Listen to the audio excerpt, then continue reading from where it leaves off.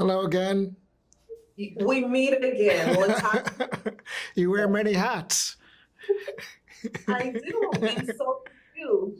And I want to get into the hat of Freddie. Yeah. I feel like Freddie was such, and I'm a woman, but I mean, clearly I'm a woman, right? But I feel like I was still able to really truly like relate to your character Freddie more or less in an emotional way, not by way of his actions, Mhm. of course, but definitely like this emotional, like a mental psychological journey that he was on. So that leads me to ask like what approach did you take really putting yourself in Freddie's shoes as an actor? Uh, well, thank you so much for speaking from the heart. And I'm so grateful that despite all the things that Freddie does, that you still felt a connection with him. Yeah. Um, I think that speaks to what Dennis Lehane's put on the page. Uh, Despite all the hardships and atrocities that the character has committed and does, that there's still a window into his heart, into his soul, and that all of the things that he does are actually an attempt to cry for help. Yeah. And so I think people, if it does resonate with them, with folks like yourself, is you're able to see through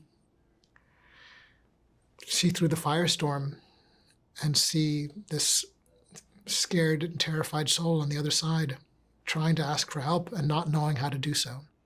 Yeah, exactly, exactly. That also leads me to want to dig into the choreography aspect of this because, like, there was a uniqueness involved with Freddie's movement, his voice, the way in which he spoke, the speed or the lack thereof.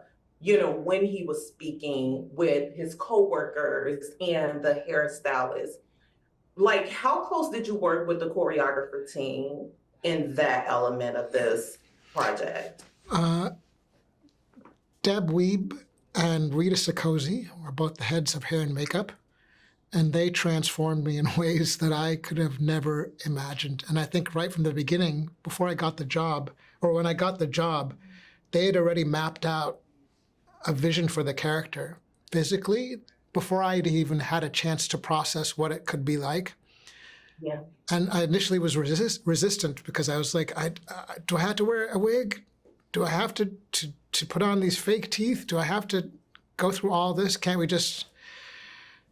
And when I finally gave over to the vision that they had, I was shocked when I looked in the mirror because Yeah. I didn't recognize myself.